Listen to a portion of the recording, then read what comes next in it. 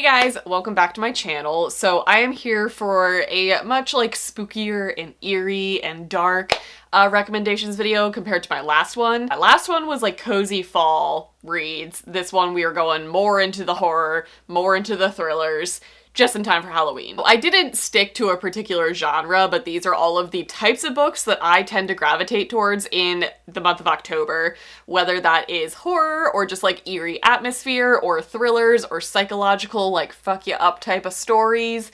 So I have a whole slew of genres mixed together, and I'm going to start with like the tamest books, like the safest stories, and then I'm gonna end with the like, what did I just read type of stories. The first book that I'm gonna start with is the tamest one that I have to recommend, and it is a book that I just like adore this type of atmosphere this time of year.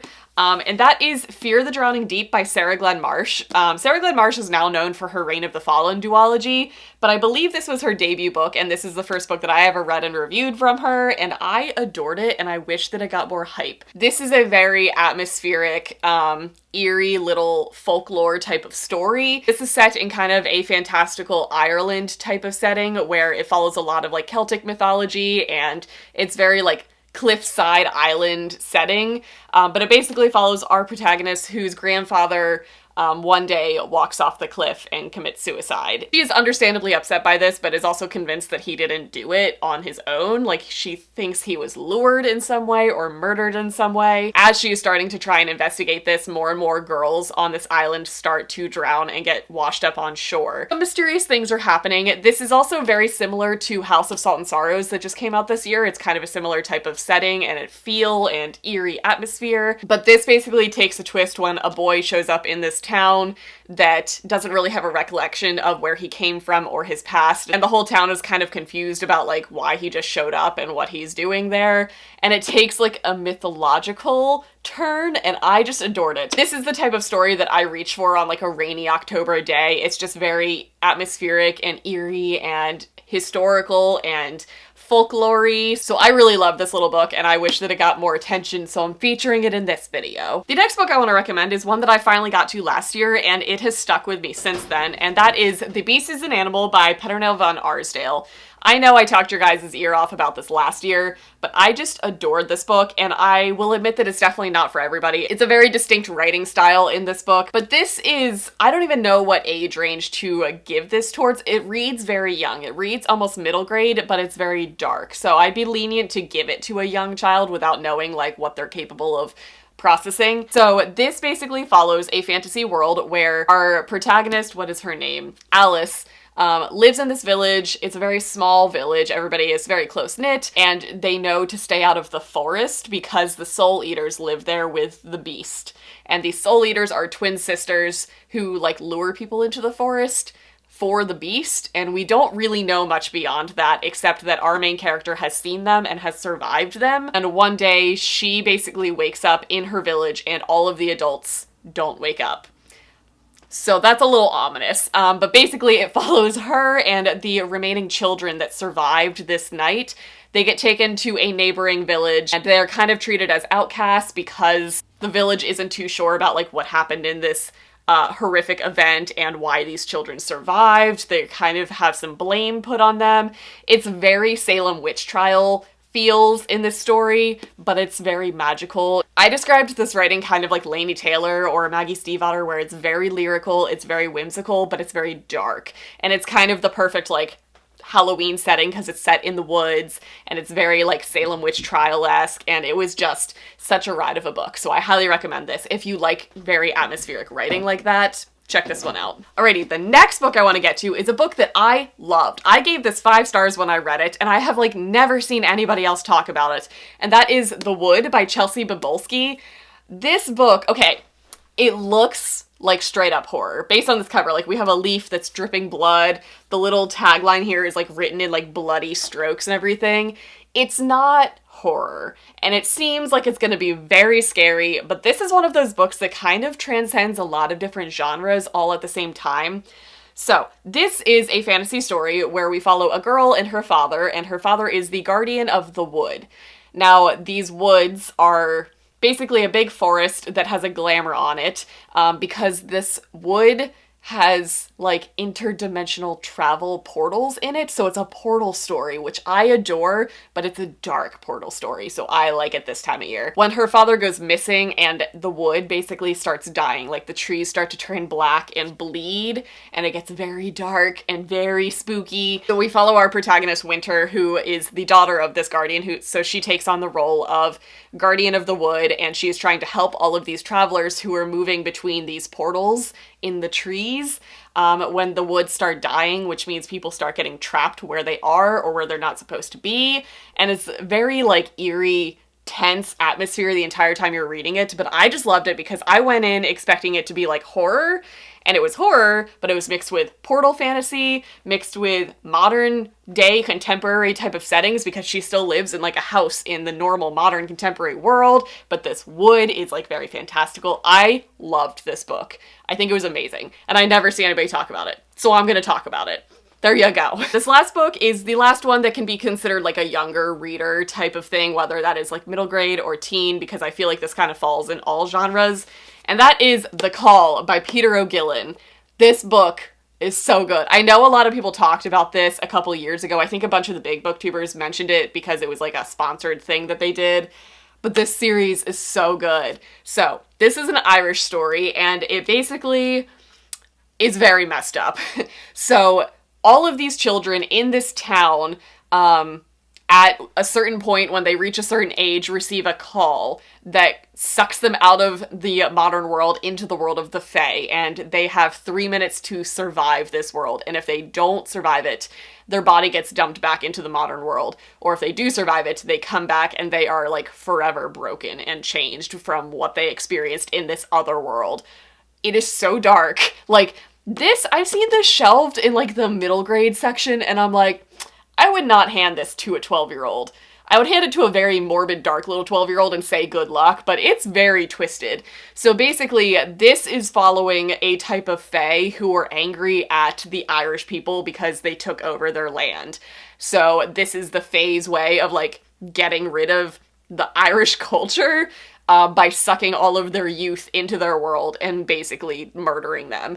So this follows a whole group of these kids, all of these kids, when they reach a certain age, which is like approaching when they would receive this call, they all go to this like academy to train to survive the call. Like they go through like Hunger Games type training to make sure they can survive this, and very few survive it. It's very dark and very twisty, but it's so good this time of year. And it's quick, it's a little book, but it is a ride, let me tell you. So I'm gonna highly recommend this. It was so good. Now I am moving out of like the younger reader era into the adult horror world, and I'm gonna recommend a book that I'm sure a lot of people heard about last year, and it was one of my top books of 2018, and I'm gonna talk your ear off about it again. Prepare yourselves. That book is Into the Drowning Deep by Myra Grant.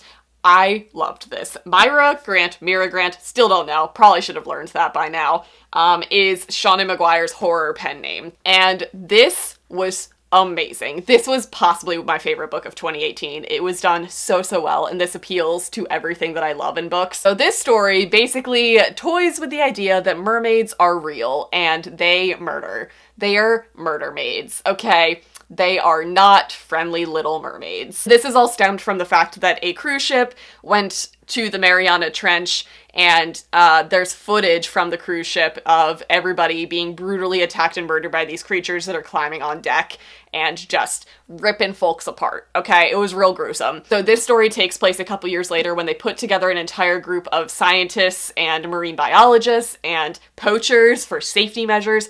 It's just a whole crew of research people who are going to try and prove that mermaids exist, because the Mariana Trench is like the deepest part of the ocean. We haven't fully explored it. We don't know what lives down there. You know what lives down there? Murder maids, okay? They are not friendly. But what I loved about this was it is so tense and the story moves so fast. You're at the edge of your seat the entire time you're reading this, so it's a mixture of really intense action, brutal scenes mixed with science. And I think this appealed to like the veterinary science nerd in me, because they are a group of scientists and they are a group of like behavioralists and marine biologists. So it's all people who can authentically prove that these are real and how we would actually handle basically discovering a new species on our planet and all of the research that would go into that, how they would be studied, how you learn, how they act and how they grow and how they survive.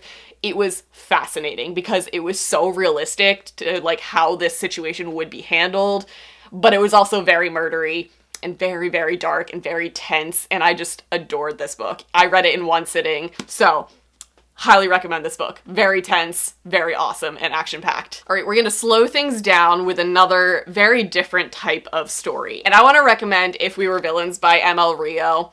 We read this for Friday Fright-a-thon last year, and this was easily one of the best books I've ever read. It basically follows a group of college students who are in a very prestigious like theater school, and they exclusively practice Shakespeare and Shakespeare plays. And we basically get to know all of these characters in this friendship group in college as murdering starts happening, and they are all questioned. You kind of don't know who done it sort of thing, but it's very atmospheric. It's a very like chilling story that takes place in like a college setting, so it's kind of perfect for this time of year because it's like a collegiate setting, but some dark stuff starts happening, and it's more psychological than anything else because you get in the heads of all of these friends and you kind of start to figure out like who is who and who could potentially have done this thing. But it's basically flashbacks to like when the events actually happened, but also flash forward to when one of our characters is in jail for murdering one of his friends. And so it's him telling his story simultaneously with the flashbacks of what's happening. And it was just one of the most breathtaking stories I've ever read. Like the writing, I can't even describe how amazing it is.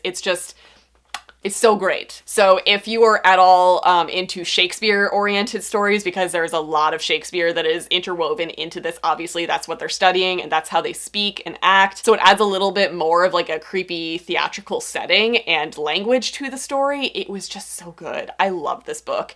Go pick this book up if that's at all interesting to you, because it's amazing. The next book I'm going to recommend is actually a teen story, but it was dark, and I have one paired with this that I want to recommend, like these two books together, and that is My Sister Rosa by Justine Larbalestier? Larbalestier. I don't think I've ever said this last name out loud. This is an Australian author, but this basically follows a 17-year-old boy who is convinced that his kid sister is a psychopath and has the makings to be a serial killer in the future. And nobody believes him because she's this perfect little angelic child to everybody else in their life except him. And she basically lets him see like her true nature and how messed up she is and how disturbed she is.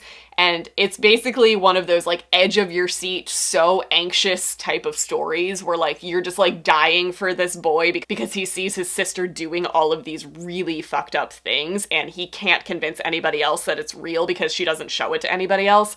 So I want to recommend this book along with the book called Baby Teeth. Baby Teeth is kind of the adult version of this. It's a mother who is convinced that her daughter is essentially the spawn of Satan because she does really messed up stuff and nobody else sees it. She brings her to a psychiatrist, she brings her to school, she brings her to her husband, and nobody sees it because the girl is really good at just putting on an act for everybody else except the mother. So this is a like adult version of this story. Both are edge of your seat, like white knuckle rides that just give me an anxiety attack thinking about them. I have since stopped reading books like this because they just make me way too anxious. But if that's appealing to you, if you like really tense stories, maybe check these two out. I'm gonna recommend them to you weird people out there. Right, and for these last books, I am very hesitant to discuss these books on my channel because I already mentioned them in a recent video and I already see a bunch of you guys reading them. So I want to preface this by saying this next book I'm going to recommend is probably the most disturbing book I've ever read, and it comes with literally like every type of content warning you can put on a book. I know there are people out there like me who watch my videos where when a book is prefaced by saying it's very dark, it's very disturbing, here's a whole slew of trigger warnings for it, that piques my interest. So I know there's a lot of you guys out there who are like me, who are just like, oh, what is she going to talk about? That is the Collector Series, book one being The Butterfly Garden by Dot Hutchinson. This series, again, take with a grain of salt. This is one of the best series I've ever read, but it is so triggering. Specifically, book one and book three in this series, they are just really heavy with the content warnings. But this is more of a crime serial killer type of story, so this is not necessarily in the horror genre or the thriller genre. This is following a serial killer, which I guess could fall into the thriller thing, but it seems more crime-based to me than like scare you type of story. So this is book 1 in the series, and this is by far the one with the heaviest content warnings. The basic premise of this story is that we are following a very messed up, wealthy individual who kidnaps young teenage girls and brings them back to his atrium. He has this huge enclosed garden on his estate where he keeps his butterflies. And these butterflies are young teenage girls that he tattoos the wings of a specific species of butterflies on their back, and they just are held hostage, and he does with them what he will. So take that with all of the content warnings that could become associated with that. There's a lot of rape, there's a lot of sexual abuse in this story, and there's just a lot of very triggering things. So this book specifically introduces us to the FBI crew that we meet and follow through the rest of the series. So this follows a very specific, like, child-oriented unit of the FBI who investigates minor cases of, like, serial killers and things like that. So this is by far probably the most disturbing one. This one has the most shock value in the series. But I have since read books 2, 3, and 4. I don't have 4 on me right now. And all of these books followed the same crew of investigators who took down this situation throughout the years with other really fucked up stories. So go into the series with the most extreme content warnings. Books 1 and 3, in my opinion, are the most triggering, and all of this deals with children. So I feel like that's why I'm being so harsh with the content warnings, because it's very disturbing things, but it's being done to children. Like book 3 has a lot of child sexual abuse in it. So those are things that I'm going to like recommend, but only to like the strongest people. Like these are not for the faint of heart. But I did just read through these, and these gave me like the best almost true crime type of feeling things without it being true crime, so it won't like really keep you up at night, but they read like crime thrillers, and that's a new genre that I've recently discovered, and I've been like devouring them this month. So that's very much what I'm in the mood to read this October. So I want to recommend what I think are some of the best written ones with all of the warnings. Okay, you get the point. They are triggering. Okay, we're gonna move on from that. So hopefully this gave you a good range of spooky stories, ranging from like the tamest and easiest, just kind of eerie atmosphere books, all the way up to like, be careful reading these types of books. So I hope you guys enjoyed this. I hope you took something away from this. If you guys have any recommendations for me, leave them down in the comments. I'm reading a ton of thrillers. I'm reading a lot of like the thrillers that have come out recently in the past year or two. So I've got a lot of those already on the TBR as of right now. But if you have any that you feel really strongly about, let me know down in the comments. Let me know what like your favorite one is that you've read so far this year. And that's gonna be it. I hope you guys enjoyed it, and I'll see you guys in my next video.